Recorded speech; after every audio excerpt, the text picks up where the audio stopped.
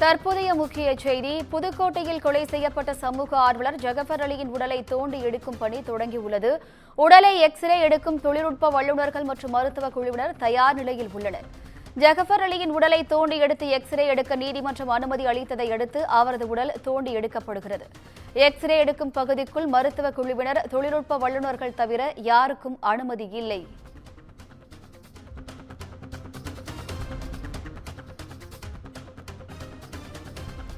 புதுக்கோட்டையில் கொலை செய்யப்பட்ட சமூக ஆர்வலர் ஜகபர் அலியின் உடலை தோண்டி எடுக்கும் பணி தொடங்கியுள்ளது. உடலை எக்ஸ்ரே எடுக்கும் தொழில்நுட்ப வல்லுநர்கள் மற்றும் மருத்துவ குழுவினர் தயார் நிலையில் உள்ளனர். ஜகபர் அலியின் உடலை தோண்டி எடுத்து எக்ஸ்ரே எடுக்க நீதிமன்றம் அனுமதி அளித்ததை அடுத்து தற்போது அவரது உடல் தோண்டி எடுக்கப்படுகிறது. எக்ஸ்ரே எடுக்கும் பகுதிக்குள் மருத்துவ குழுவினர் மற்றும் தொழில்நுட்ப வல்லுநர்கள் தவிர வேறு யாருக்கும் அனுமதி இல்லை.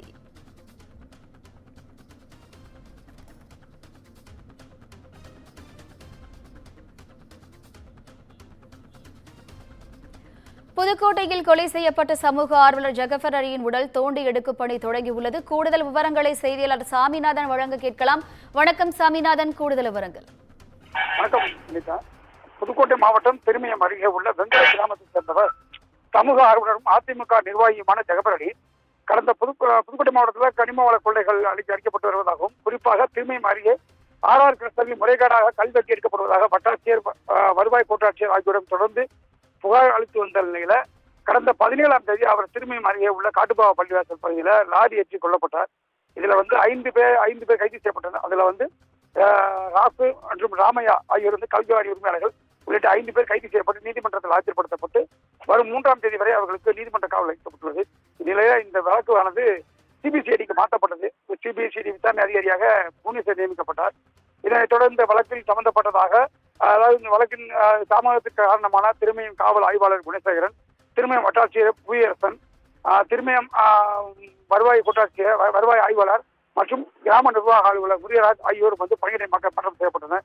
இதனைத் தொடர்ந்து நேற்று சம்பந்தப்பட்ட கனிம வள அதிகாரி லலிதா காத்திருப்பு பட்டியலுக்கு மாற்றப்பட்டார். இதனைத் தொடர்ந்து இன்று, அதாவது சமூக ஆர்வலர் ஜகபர் அலியின் உடலை தோண்டி எடுத்து புதைக்க மதுரை உயர் அமர்வு உத்தரவு பிறப்பித்துள்ளது. அதுல பாத்தீங்கன்னா புதுக்கோட்டை அந்த ஜகபர் அலியோட மனைவி மரியம் உயர்நீதிமன்ற மதுரை கிளையில ஒரு மனு தாக்கல் பண்ணியிருந்தாங்க.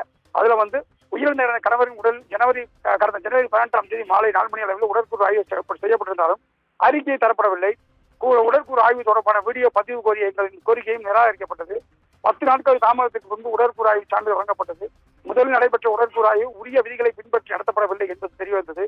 இந்த வழக்கு விசாரணைக்கு சிபிசிஐடிக்கு மாற்றப்பட்டாலும் அதன் முதல் தகவல் அறிக்கை எங்களுக்கு வழங்கப்படவில்லை என்பது உள்ளிட்ட பல்வேறு கோரிக்கைகளை அவங்க மனுவை தாக்கல் பண்ணியிருந்தாங்க. இந்த மனு விசாரணை நடைபெற்று வந்தது.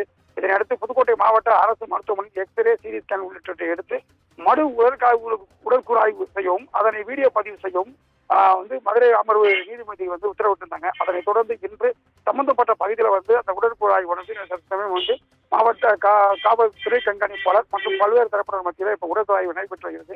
இன்னும் சற்று நேரத்தில் அந்த உடற்கூறு ஆய்வு முழுவதும் முடிவு பெற்று அதுக்குள்ள அறிக்கையை நீதிமன்றத்தில் சமர்ப்பிக்கப்படும். விவரங்களுக்கு நன்றி சாமிநாதன்.